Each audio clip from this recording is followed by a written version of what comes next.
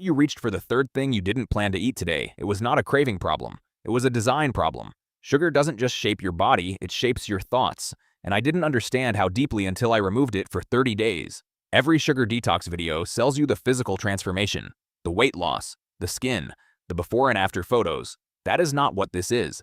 The Stoics practice something called prohairesis, the discipline of assent, the ability to choose what enters the mind and what is refused. Sugar is the modern version of the test they described.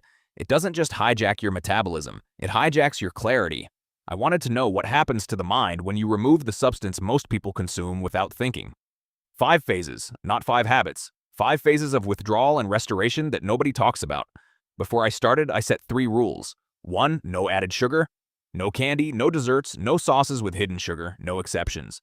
2. No artificial sweeteners. The goal was not to trick the brain. The goal was to let it recalibrate. 3. I tracked one metric beyond cravings: cognitive clarity. Every morning, I rated my focus on a scale of 1 to 10. Every evening, I logged when the brain fog hit and when it lifted. Most sugar experiments track weight, energy, sleep. I tracked whether I could think, and that changed everything. Day 1 was uneventful.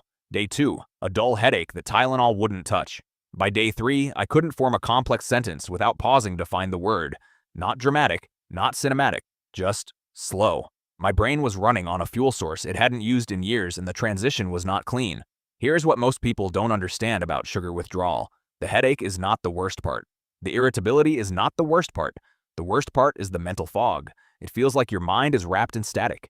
You sit down to work and nothing connects. The thoughts are there, but they will not assemble. Most people quit here. Not because the craving is unbearable, because they think the fog means something is wrong. The fog is not a malfunction. It is a recalibration. Your brain is learning to run on fat and ketones instead of glucose spikes. That adaptation takes time. And it takes more than willpower. It takes the willingness to be temporarily diminished. Days 4 through 7, the cravings arrived. Not cravings for food. Cravings for stimulation. Sugar is not just a food group. It is a coping mechanism. Stress, boredom, low energy. Sugar is the fastest, cheapest override. When you remove it, you are left alone with the thing you were numbing. And for most people, that is the real detox. Some version of yourself you have been avoiding. That is what the Stoics understood 2,000 years before neuroscience confirmed it. What you consume controls what you can ignore. By day 8, the physical withdrawal was fading. The headache was gone. The cravings were quieter. But something else surfaced that surprised me. My thoughts were sharper, but they were also darker. Clarity does not discriminate. It amplifies whatever is already there.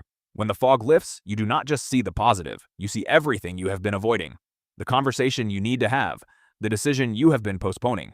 The gap between who you are and who you tell yourself you are. Most people cannot sit with that. That is why most people go back to sugar. Not because they are weak, because clarity is harder than fog. Keep watching. This is where most detox stories stop. The physical withdrawal ends and they call it a transformation. But the mental shift is just beginning. Around day 12, something changed. I sat down to work and finished in half the expected time. Not because I was trying harder, because the internal noise was quieter. There was less static between the intention and the execution. This is the dopamine system recalibrating. Sugar floods your brain with dopamine at levels comparable to addictive drugs. Over time, your receptors downregulate.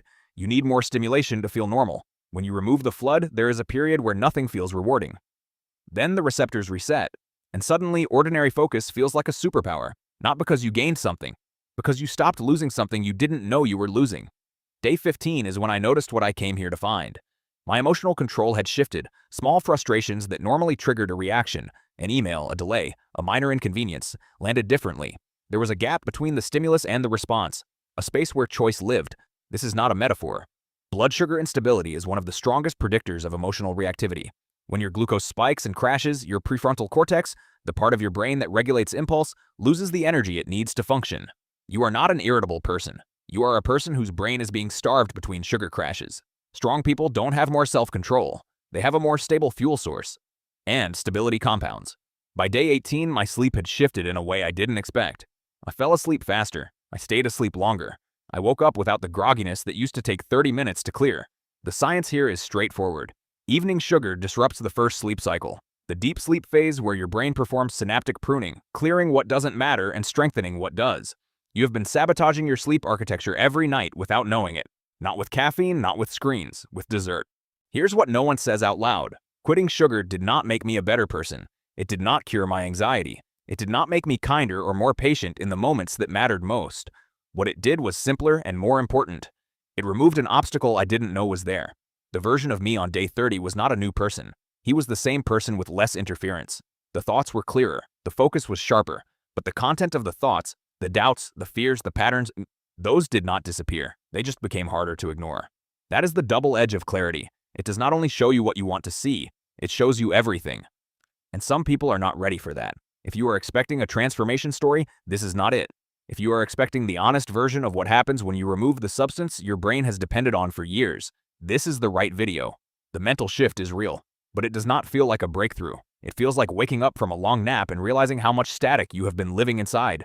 5 phases. The descent, where your brain protests the removal. The crossroads, where clarity reveals what sugar was hiding. The shift, where emotional control and focus return not as gains, but as restorations. The honest turn, what changes and what does not. And the decision that remains. Sugar is not the enemy. Mindless consumption is. The Stoics didn't forbid pleasure. They forbade being controlled by it. There is a difference between choosing something and being unable to refuse it. Most people never learn the difference because they never test it. Your mind runs on what you feed it. Not just information, fuel. What you consume constructs the person who makes every other decision in your life. Strength is not inherited. It's constructed one small, deliberate choice at a time. Start today, not with a promise, with the next thing you put in your body. If this moved you, subscribe.